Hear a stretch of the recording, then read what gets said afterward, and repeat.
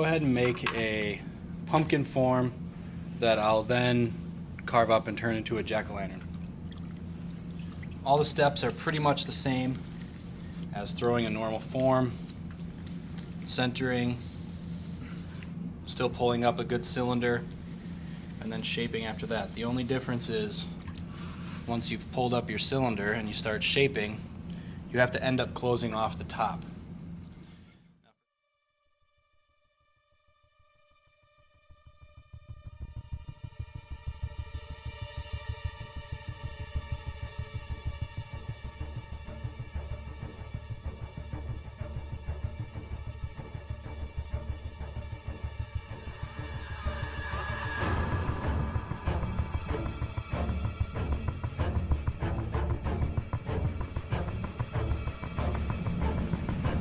Now I'm going to close all this off, so the height of my pumpkin's really only going to be about this high. So right now, this is going to be kind of the shoulder area here. Right now my widest part of my pumpkin is here, so it's a little higher than the middle. So I'm going to push out a little bit more down here and try to lower my widest area. And bring this back in just a little bit up here.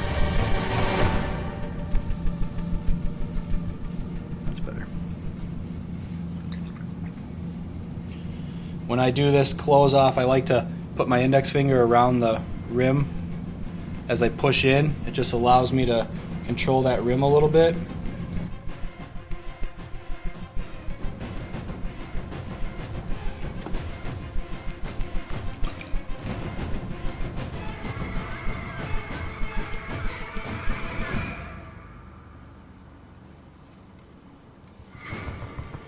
As this gets closer to closing off,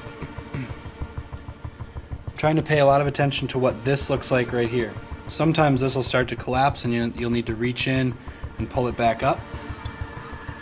And I'm also starting to use the rib to do a little bit of shaping.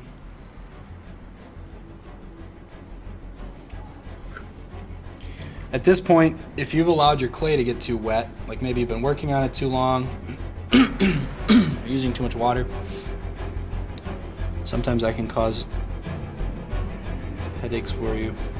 So I try to get the water off the surface with the rib as often as I can.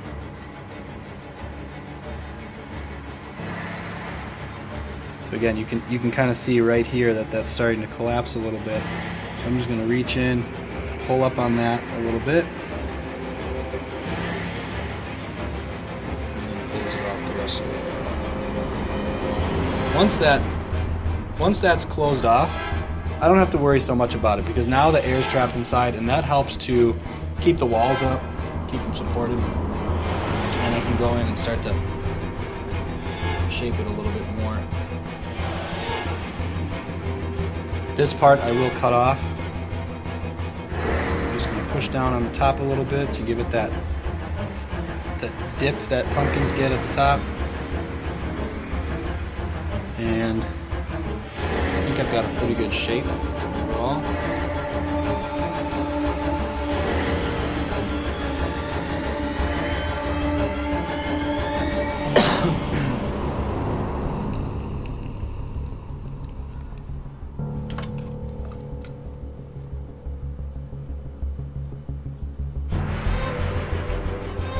And I like to just take my needle and I'll cut this off. When I cut it off, I don't cut it off too low because I know it might open back up. I can see my opening there.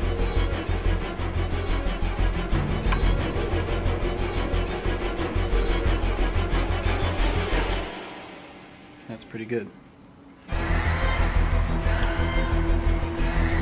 Push down a little more, and now I'll start to put in all the ridges. So when I put in the ridges, I first start by cutting off some of that extra clay that I left down at the bottom. And I'm trying to get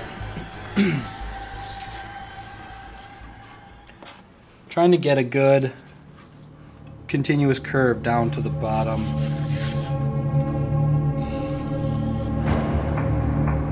I'm gonna do a little more.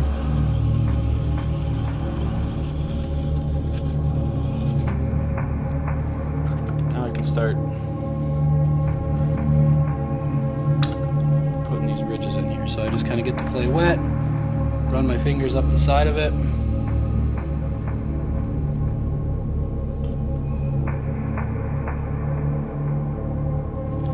I'm not too concerned right now with how pretty it looks. I've found that I just got to get them in there. I do this one, now I rotate over to the other side. And I'll do the other one across.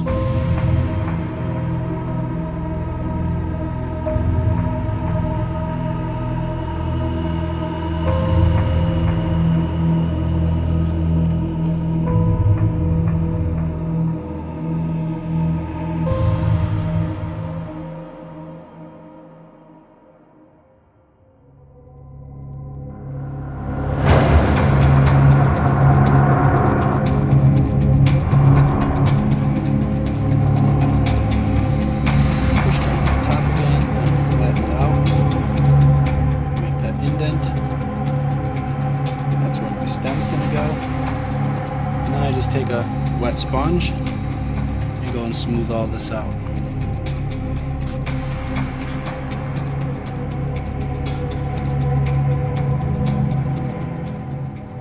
Usually once you smooth it out, those indents that you make end up looking pretty good.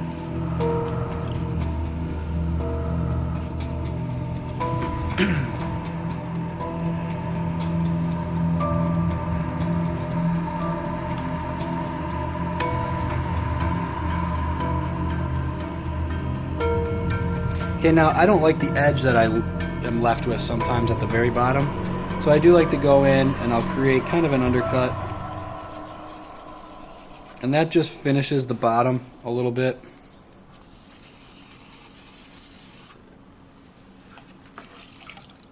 And then as always I smooth that out. So I just start by pulling this up into the proportions that I want.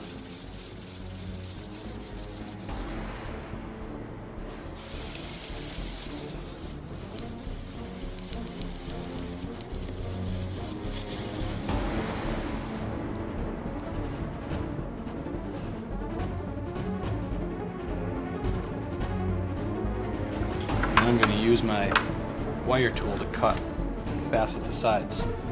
So what I'm going to do here is hold my wire tight, pull straight down, and then I angle it back out toward the bottom and try to follow that same shape that I've got. And I just repeat that all the way around the stem, and then I'll have to cut it off the hook there.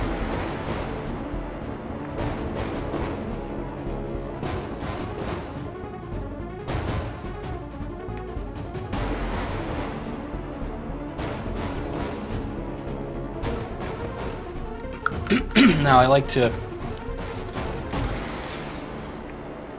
take my sponge and I just try to smooth that edge out a little bit. I don't do much to this right now, I just leave that as is. I like it to be really kind of angular, and I don't want to smooth out these edges too much yet.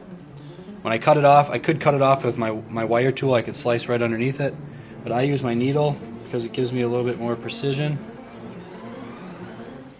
And I just slice through nice and level.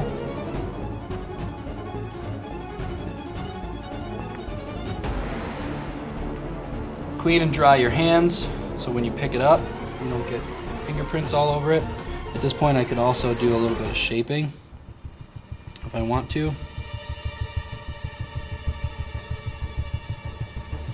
And I take my sponge and I go around this one more time to make it just look kind of round. This helps that look a little bit stuck on there. Just round that edge a little bit. And this top edge, it's already pretty wet, I'm just gonna score this really well.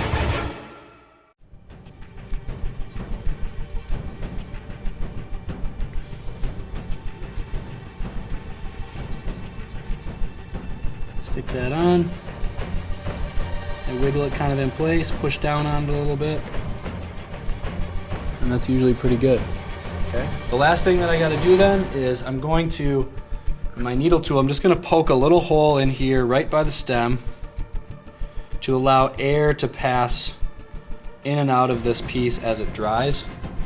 And I need to make sure that hole is big enough it's not going to close up as it dries.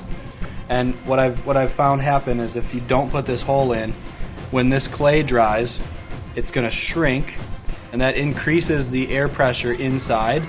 It ends up pushing the stem up and cracks the outside of the stem. So once I put the hole in, I cut it off with my wire and I just leave it sit for about an hour or so before I end up taking it off the bat.